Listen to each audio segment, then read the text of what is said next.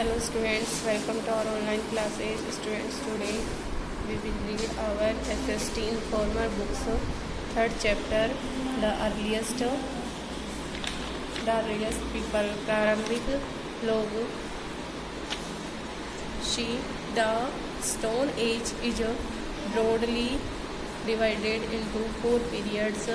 पाषाण युग को विशेष रूप से 4 भागों में बांटा गया है. First, the old stone age और the paleolithic as.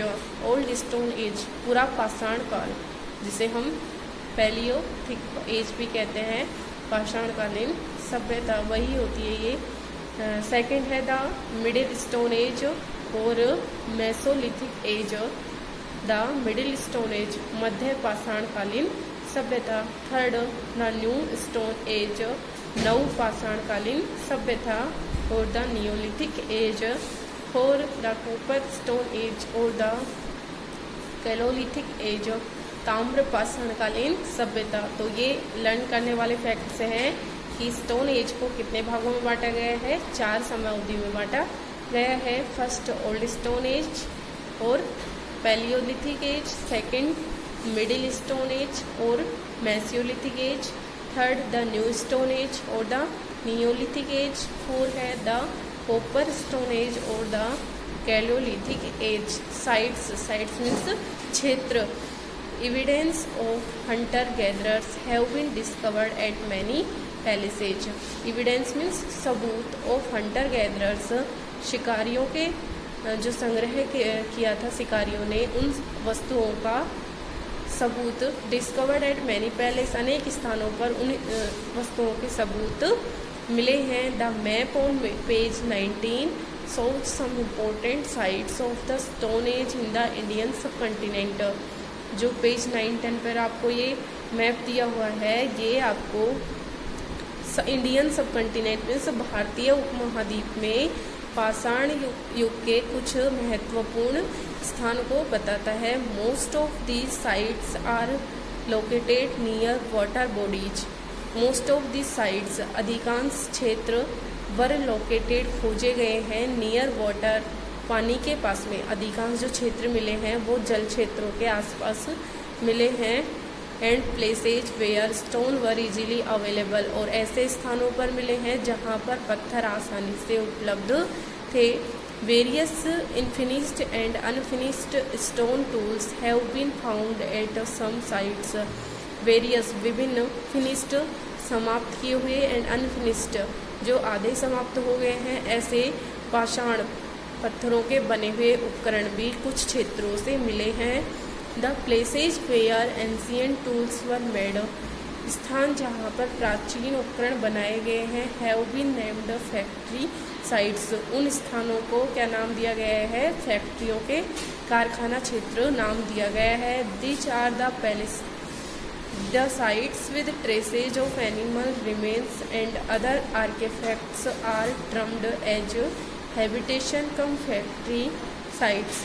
The sites वे क्षेत्र विद ट्रेसेज जो खोज की है, of animal remains and other artifacts वे क्षेत्र जहाँ पर जीवों के अवशेष और विभिन्न कलाकृतियाँ की खोज की गई है, are termed as habitation cum factory sites. उन क्षेत्रों को आवासीय एवं कारखाना क्षेत्र कहा गया है.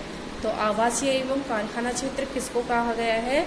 जहाँ पर एनिमल रिमेन्स जानवरों के अवशेष और कुछ कलाकृतियाँ मिली हैं.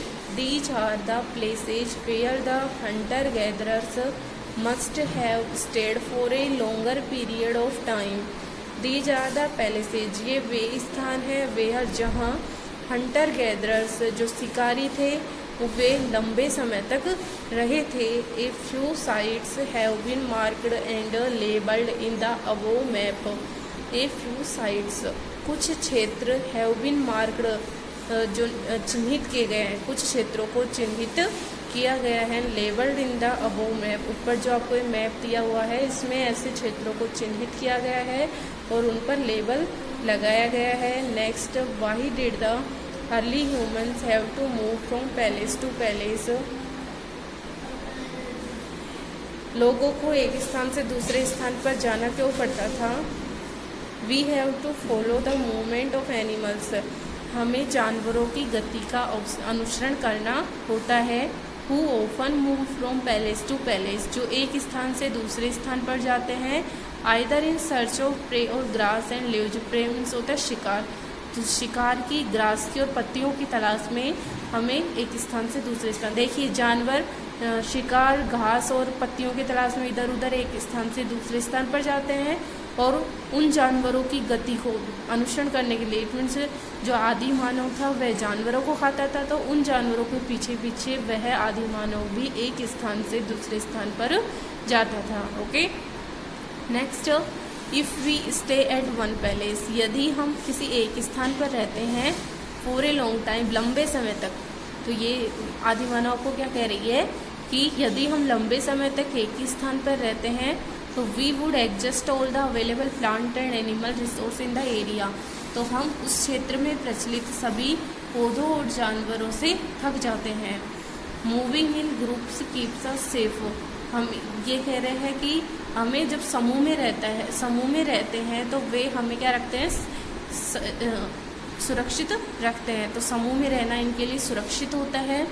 Next, plants and trees bear fruits in different seasons, पौधों और पेड़ पौधों पर क्या होता है, अलग अलग मौसम में अलग प्रकार के फ्रूट्स आते हैं, फल आते हैं। So at times our movement is seasonal, इसलिए हमारी जो गति होती है एक स्थान से दूसरे स्थान पर जाने की, वह भी सीजनल मीन्स मौसमी होती है। मौसमी मीन्स मौसम के अनुसार होती है। We have to move in search of water during the dry season, हमें सूखे मौसम में पानी की तलाश में जाना होता है। Reading this dialogues, what do you think were some special skills our earliest ancestors had, इस डायलॉग संवाद को पढ़ करके आप ये जान चुके होंगे कि हमारे पूर्वज जो प्रारंभिक मानव था उसके बारे में क्या विचार रखते हैं। कैन यू थिंक, क्या आप सोचते हैं, और मोर रीजन्स, कुछ और कारण सोचते हैं। For the nomadic way of life, जीवन के घुमंतु होने के बारे में। During the times of the early humans, प्रारंभिक मानवों के समय जीवन का एक घुमंतु होने के पीछे और क्या कारण हो सकते हैं, क्या आप ऐसा सोच सकते हैं। तो स्टूडेंट्स आज के लिए इतना ही, नेक्स्ट वीडियो में रीड करेंगे। Okay, thanks. एंड आपको इसका first and second chapter FA1 exam के लिए प्रिपेयर करना है। Okay, thanks.